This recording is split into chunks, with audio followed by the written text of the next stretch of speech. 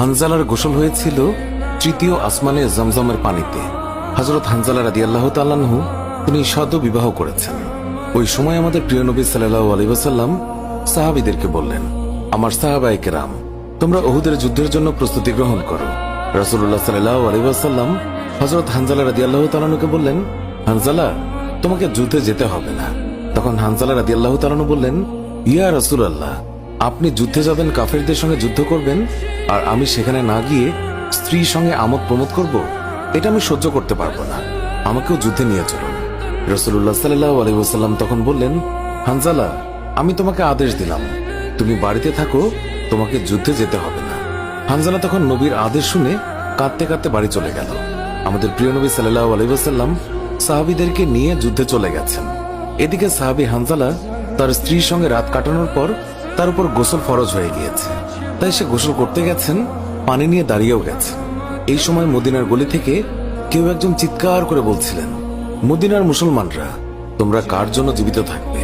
তোমাদের প্রিয় নবীকে কাফের মুশরিকরা শহীদ করে দিয়েছে। এই কথা যেই মাত্র হানজালার কানে পৌঁছালো, তখনই তিনি পানির বালতি ফেলে দিয়ে তার স্ত্রীর কাছে গেল এবং তার স্ত্রীকে বলল, হে আমার স্ত্রী, তাড়াতাড়ি আমার তলোয়ারটা দাও। যে কাপুরুষরা আমার নবীকে শহীদ করেছে, যে কাফেররা বিশ্বনবী হযরত মুহাম্মদ সাল্লাল্লাহু আলাইহি ওয়াসাল্লামকে হত্যা করেছে, আমি তাদেরকে ছাড়ব না। আজ হয় তারা মরবে, না হয় আমি মরব। যেই দুনিয়ায় নবী নেই, সেই দুনিয়ায় আমি বাঁচতে চাই না।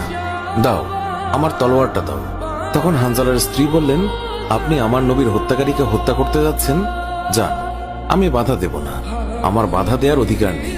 তবে আপনি দয়া করে গোসল করে পবিত্র হয়ে যান, কেননা আপনার উপর গোসল ফরজ হয়ে গিয়েছে।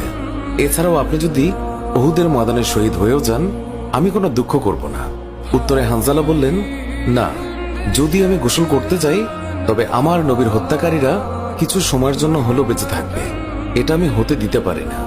আমার যেই দুনিয়ায় আমার নবী বেঁচে নেই, ওই দুনিয়ার পানি দিয়ে আমি গোসল করতে পারি না। এই বলে তিনি তলোয়ার নিয়ে চলে গেলেন। উহুদের ময়দানে তিনি অনেক কাফেরকে হত্যা করলেন। একসময় যুদ্ধ করতে করতে তিনি শহীদ হয়ে গেলেন।